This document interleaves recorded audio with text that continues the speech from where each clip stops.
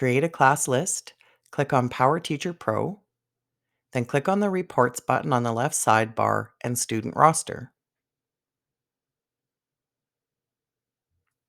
This is the report creation screen. By default, it has just put the name in here. I'll start by making sure that I'm pulling the class list for the group of students that I want. In this case, homeroom, that will do. I'll give it a title, Class List. Now, under the student columns, I can add some things. I'm going to add the student number to the report. So that's going to pull their 5-digit WRPS number along with their name. There's some other things that I can pull in here, as well as some contact options if I want to build a sheet with parent information.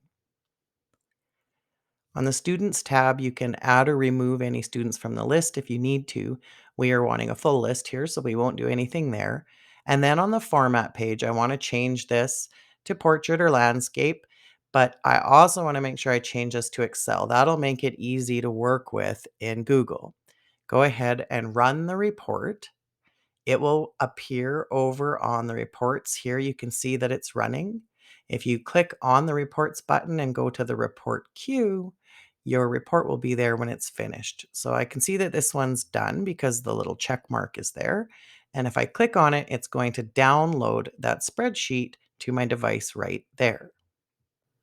Now, over in my Google Drive, I can see that download there. I just drag it into my Google Drive and it's going to upload it here. And then when I open it up, it'll open it up in Google Sheets for me. So now I can manipulate this download out of Power Teacher. And there are those student ID numbers right there. And those ID numbers, in addition to at wrps11.ca, makes the student email addresses. So I can type that in here and then drag it all the way down my class list in a column next to those IDs. And then we're just going to work a little bit of formula magic here.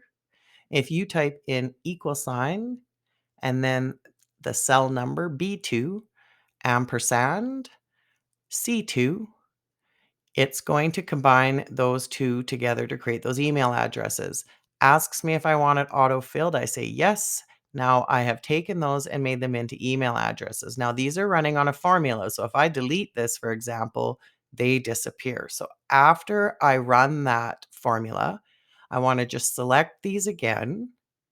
And I'm going to copy and then go right back in there and do a special paste, values only. Now these are just the email addresses. If I go ahead and get rid of this, they stay there. So now I'm going to click this column and click on the data and split text to columns. That's just going to divide their names for me. It naturally did it based on the column that was there.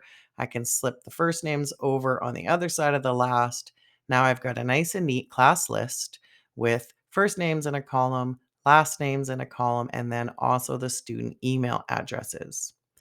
You'll notice when you hover over these email addresses that the little contact information card pops up. So if you've ever done a Google form with your students, you forgot to collect the names, just so you know, if you pull those out as a spreadsheet, when you hover over top, you can actually see who that email address belongs to.